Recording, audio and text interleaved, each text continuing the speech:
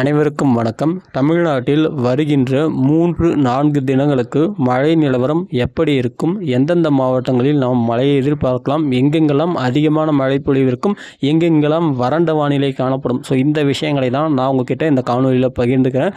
வானிலை குறித்தான தகவல்களை உடனுக்குடன் தெரிந்து கொள்ள உடனடியாக நம்முடைய சேனலை சப்ஸ்கிரைப் பண்ணி வச்சுங்க.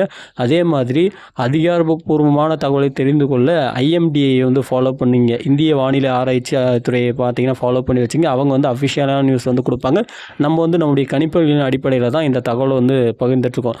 சரி, ஓகே. வருகின்ற நாட்களில் மழை எப்படி இருக்கும், எந்தெந்த மாவட்டங்களில் மழை இருக்கும் அப்படின்னா, தற்போதைய நிலவரப்படி, அதாவது கடந்த 4ஆம் தேதியிலிருந்து 7ஆம் தேதி வரைக்கும் நம்ம வட மாவட்டங்களில் நல்ல மழை பொழிவு பார்த்துருந்தோம். குறிப்பிட்டு சொல்லணும் அப்படின்னா தருமபுரி, கிருஷ்ணகிரி, அதேமாதிரி சென்னை உட்பட பெரும்பாலான வட மாவட்டங்கள், வட கடலோர மாவட்டங்கள் அப்படின்ற பெரும்பாலான பகுதிகளில் நம்ம நல்ல மழையை பார்த்தோம். அதேமாதிரி பெரிய அளவிலான மழை பொழிவு அப்படின்னு பார்க்கும்போது இதில் தருமபுரி மாவட்டத்தில் கூட பார்த்திங்கன்னா தீர்த்தமலை பகுதியில் 10 சென்டிமீட்டர் அளவிலான மழை பொழிஞ்சிருந்தது. பெரிய அளவில் 20 சென்டிமீட்டர் அந்த மாதிரியான மழை பொழிவு கிடையாது. ஓரளவுக்கு நல்ல மழை கொடுத்துருந்தது. இப்படி இருக்கும்போது இந்த நிகழ்வு பார்த்திங்கன்னா தற்போது தென் மாவட்டங்களில் நீடிப்பதன் காரணமாக இங்கு மழை பொழிவு தொடர்ந்து கொண்டு இருக்கிறது. இந்த மழை பொழிவு அப்படின்னு பார்க்கும்போது எத்தனை நாட்களுக்கு நீடிக்கும் அப்படின்ற வருகின்ற 3-4 தினங்களுக்கு நம்ம இந்த மழை பொழிவு எதிர்பார்க்கலாம். இன்றைக்கி தேதி 8, 9, 10, 11 3 தினங்கள். இன்னும் குறிப்பிட்டு சொல்லணும் அப்படின்னா நம்ம 11ஆம் தேதி வரைக்கும் கூட 11, 12 இந்த தேதிகள் வரைக்குமே நம்ம மழை பொழிவு எதிர்பார்க்கலாம்.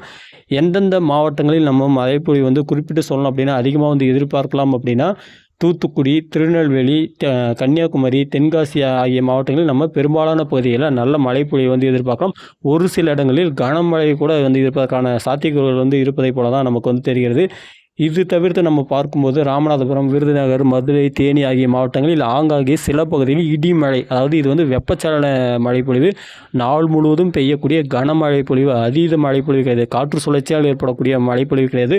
நம்முடைய தமிழ்நாட்டில் பெரிய அளவிலான வடகிழக்கு காற்று இப்போ கிராஸ் ஆக கிடையாது. அதனால் நமக்கு நீடித்து பகல் முழுவதும் பெய்யக்கூடிய மழை கிடையாது. இது ஹீட் ஆகி வெப்பத்தால் பெய்யக்கூடிய மழை தான்.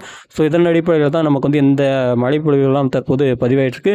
இது தவிர்த்து வேறு எங்கெங்கெல்லாம் மழை பொழிவு நீடிக்க வாய்ப்புகள் இருக்குது அப்படின்னா திண்டுக்கல், கோவை, நீலகிரி ஆகிய மாவட்டங்களில் ஒரு சில இடங்களில் லேசானது முதல் மிதமானது வரை, ஒரு சில இடங்களில் கொஞ்சம் இடி மழையும் இருப்பதற்கான வாய்ப்புகள் அதிகமாக இருக்குது.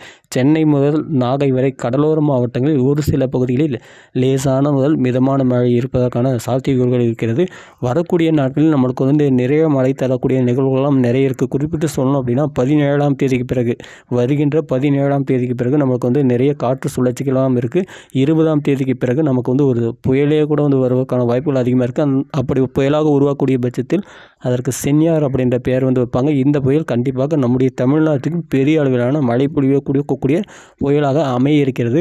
வரக்கூடிய நாட்களில் இந்த புயல் நமக்கு வருமா வராதா, எந்த திசையை நோக்கி போகும், அதோடைய வேகம் எந்த மாதிரி இருக்கும், எந்த அளவுக்கு மழை பொழிவு வரும் அப்படின்ற எல்லாமே நம்ம ஆராய்ச்சியில் தான் வச்சுருக்கோம். வரக்கூடிய நாட்களில் நம்ம ஒவ்வொன்றா கொஞ்சம் நமக்கு இதுதான் நடக்கும் அப்படின்னு தெளிவு கிடைக்கக்கூடிய பட்சத்தில் அதை நான் உங்களுக்கு காணொலியாக பதிவேற்றம் செய்கிறேன்.